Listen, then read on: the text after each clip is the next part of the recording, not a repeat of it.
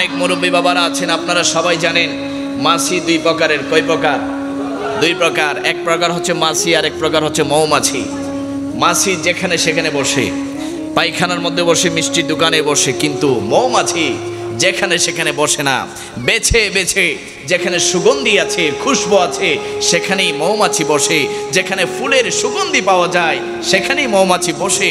সুতরাং বোঝা গেল আজকে যারা গাউসিয়া কমিটির ভাইয়েরা যারা মাহফিল আয়োজন করেছে, এটা দুনিয়ার কোনো এমপি মন্ত্রী নেতাকে খুশি করার মাহফিল নয়, এটা আমার নবী কামলিওয়ালাকে খুশি করার মাহফিল। ছিল্লে বলে ঠিক কিনা? দুনিয়াতে বহু মাহফিল হবে যেখানে রাসূলুল্লাহর কথা হবে না, যেখানে নবীর প্রেমের কথা হবে না, যেখানে ঈমানের কথা হবে না।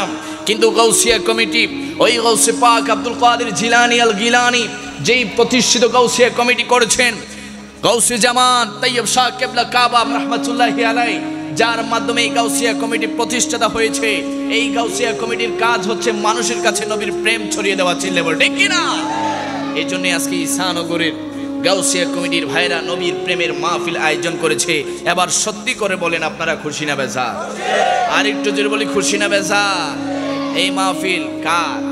রাসূলুল্লাহ, আমার নবী দুজানের বাদশা নবী মুহাম্মদুর রাসূলুল্লাহ সাল্লাল্লাহু আলাইহি ওয়াসাল্লামকে আমরা ভালোবাসি, মহব্বত করি, কারণ নবীকে ভালোবাসা হচ্ছে ঈমানের মূল। জোরে বলি সুবহানাল্লাহ।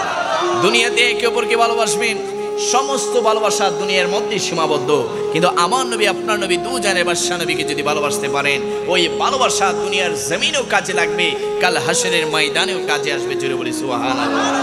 আমাদের সম্মানিত প্রধান আকর্ষণ আল্লামা সৈয়দ মুকাররম বারি মাদ্দাজিলুল আশার পূর্বে আমি রাসূলুল্লাহর প্রেম নিয়ে, আহলে বায়তের প্রেম নিয়ে আমি দু চারটা কথা বলবো। আপনারা শুনতে রাজি আছেন তো ইনশাআল্লাহ?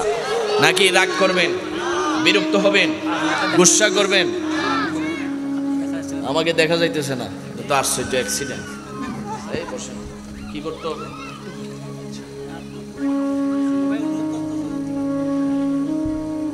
আমি তো আমার আশেক ভাইদেরকে দেখতে পাচ্ছি, এবার দেখা যাচ্ছে। আমরা সুন্নি, আমরা একে অপরের দিকে দেখলো সওয়াব। সুবহানাল্লাহ। আমরা একজনের দিকে দেখে আরেকজনের দিকে যদি মুস্কি হাসি দেই, এটাও সওয়াব। ওই সওয়াবটা আমাদের জন্য রাসূল পাক সাল্লাল্লাহু আলাইহি ওয়াসাল্লাম দিয়ে গিয়েছেন। জোরে বলি সুবহানাল্লাহ। আরে আমি আপনি আমরা কেন রাসূলুল্লাহকে ভালোবাসবো না? কারণ নবীর প্রেম হচ্ছে ঈমানের মূল। আমার নবী দুজানের বাদশা নবী মুহাম্মদুর রাসূলুল্লাহ সাল্লাল্লাহু আলাইহি ওয়াসাল্লাম বলছেন, ও আমার উম্মতরা, দুনিয়ার জমিনে আল্লাহ তাআলা তোমাদেরকে প্রেরণ করবে। পাঠানোর পরে তোমাদের বাবা থাকবে, তোমাদের ভাই থাকবে, তোমাদের মা থাকবে, তোমাদের বোন থাকবে, তোমাদের স্ত্রী থাকবে, সন্তান থাকবে, বন্ধু বান্ধব আত্মীয় স্বজন সবাই থাকবে। ও উম্মত, তোমরা তাদেরকে ভালোবাসবে, তোমরা তাদেরকে মহব্বত করবে। তাতে আমি নবীর কোনো সমস্যা নাই, তাতে আমি নবীর কোনো আপত্তি নাই। তবে উম্মত, তোমার জানা উচিত, তোমার বোঝা উচিত, তুমি যদি নিজেকে ঈমানদার দাবি করতে চাও, তুমি যদি নিজেকে মুমিন মুত্তাকি পরহেজগার দাবি করতে চাও, তাহলে অবশ্যই অবশ্যই উম্মত, দুনিয়ার সমস্ত কিছু চাইতেও আমি নবীকে সবচেয়ে বেশি ভালোবাসতে হবে। জোরে বলি সুবহানাল্লাহ।